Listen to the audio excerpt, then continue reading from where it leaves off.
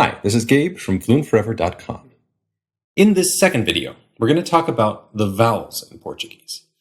My primary goal here is to get you familiar with the IPA symbols for those vowels, and to give you a rough sense of how they fit in your mouth. Keep in mind throughout this process, the better you learn to hear these sounds, the better you'll be able to keep track of which one is which, and the better you'll produce them. We're going to be talking a bit about tongue placement, so to give you a rough sense of that, try this. Compare e, and a in English, as in seat, set, and sat. You'll notice that your tongue starts up high, e, then goes to the middle of your mouth, and then goes down to a. So your tongue can go up and down. And it can also go forward and back. Compare as in bet and as in but. Your tongue goes forward for and then pulls back for bet, but. Now, if you'd like a much more in-depth discussion about vowel formation, check out some of the videos linked below, but for the beginning, that's about all we're going to need. So, that said, let's get to some Portuguese. Portuguese's vowel complexity is somewhat similar to English. We'll start by covering the 8 basic vowels of Portuguese, 3 of which overlap pretty well with 3 vowels from English. Those 8 vowels are a, e, I, o, and u. We'll start with the easiest 3, I, and u, because those are extremely similar to 3 vowels you know already. E shows up in Portuguese as milho and English as si. It's basically the same in both languages unless your dialect of English actually uses 2 vowels when you say the E vowel. If you say something like si or say, then you're going to need to get rid of that first vowel and stick to the second. Si, E. Our next vowel is U, which shows up in Portuguese as uva, nu, and English is nu. Again, this vowel is pretty much the same in both languages, but as we mentioned with E, some dialects of English will use 2 vowels here. You'll go nu, where Portuguese consistently will just use one pure U, nu. Our last super similar vowel is E. E shows up in Portuguese words like pé and mel, and English words like bet. And at this point, we'll start getting into some new sounds. And all of these sounds will come in pairs, where the 2 vowels are made in very similar ways. There's E and O and A, and A and A. We'll start with E. E shows up in words like selo or meu. Here, we'll take advantage of our earlier discussion about vowel height. Remember how E was high up in your mouth and E was in the middle of your mouth? Well, Portuguese's E vowel tends to be in between those 2. We can use an earlier word we just encountered to help illustrate this. This once again is meu, with a relatively low tongue position. Meu. And this is meu, so that's mel, meu. The second one, the new one, has a slightly different tongue position. Meu. Our next pair is O and A. We'll start with the first one. O as in vovô or tomo. This vowel is very similar to American English's O as in tome. The issue with the vowel in tome is that it's actually 2 vowels. You start at O and then you go to U. Om, tome. Portuguese stays put. We say tomo, and we could compare that to, let's say, tomu.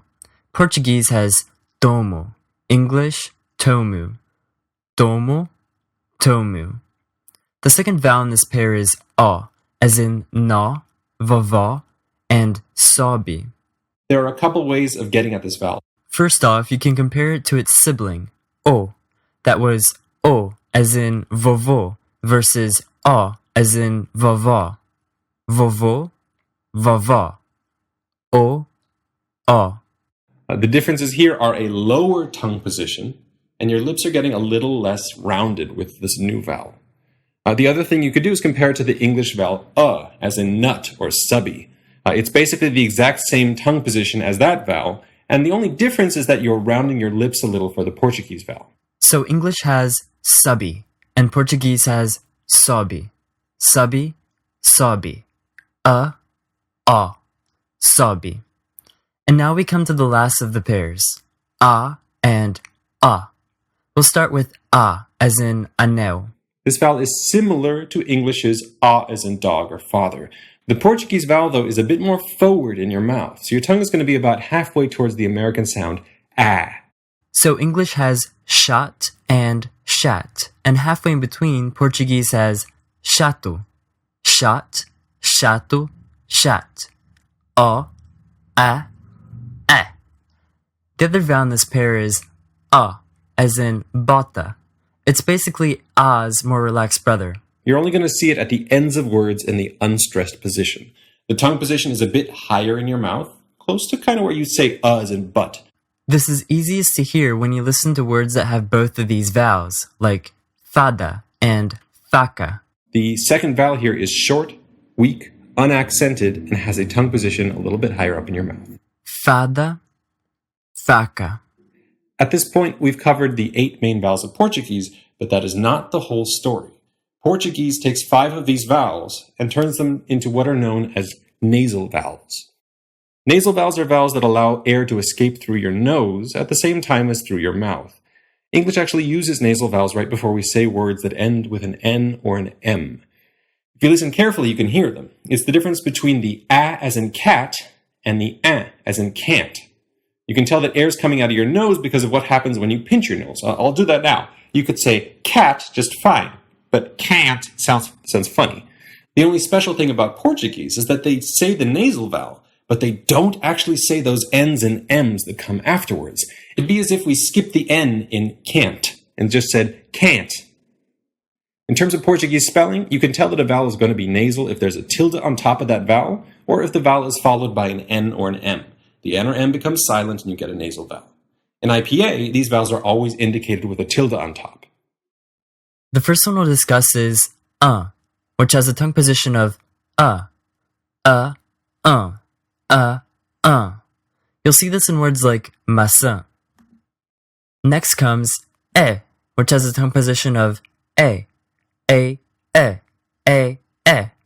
This shows up in words like dente. Then there's I, which has a tongue position of I. This shows up in words like pinguim. Then we have on, which has a tongue position and rounded lips of o. You'll see this in words like bomba. And last we have u, which has a tongue position and rounded lips of oo. You'll see this in words like mundo. And those are all of the remaining vowels in Portuguese. The only thing left to discuss are combinations of 2 vowels, otherwise known as diphthongs. English is actually full of diphthongs. Of our so-called 5 vowels, A, E, I, O, and U, 3 of them, A, I, and O, those are actually diphthongs. They're not single vowels at all. In American English, at least, we go A, I, and O. Now, Portuguese has diphthongs too, and we'll go over them now. With Portuguese diphthongs, you'll find that they're actually super simple. Basically, Portuguese has a short, weak oo sound and a short, weak e sound, and it sticks to them at the ends of words to make diphthongs like pai, boi, fui, pau, meu, meu. You'll see the ones that end in a short E sound are indicated with an IPA symbol that looks like a J. But for all intents and purposes, this is the exact same tongue position as our E vowel. The only difference is that it's shorter and less stressed than the main vowel. It's not pai, it's pai. The same idea comes with the short U. This one shows up in IPA as a W. And again, it's the same position as that U vowel, but shorter and less stressed. It's not pau, it's pau. All in all, pretty easy.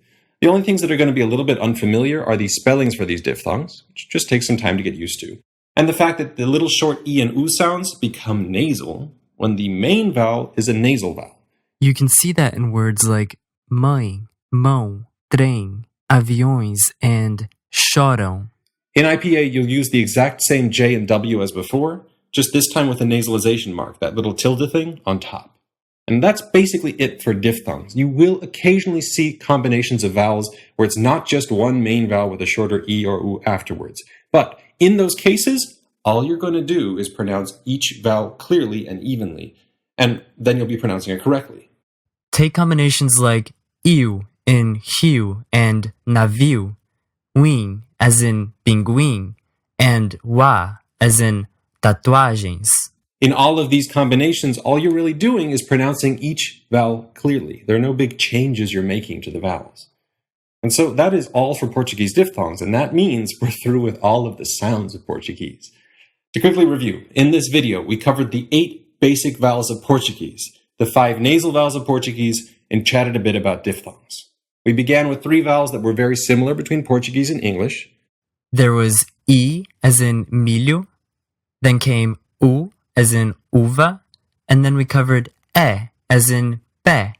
We then talked about 3 pairs of similar sounding vowels. E and E, O and O, and A and The first was E as in selo, which had a tongue position between E and I. Then we did O as in vovô, which was similar to the first vowel, and O as in no. You just stay on that beginning O part. No, o. Then came O as in vovó, which had a lower tongue position and more relaxed lips than our O vowel.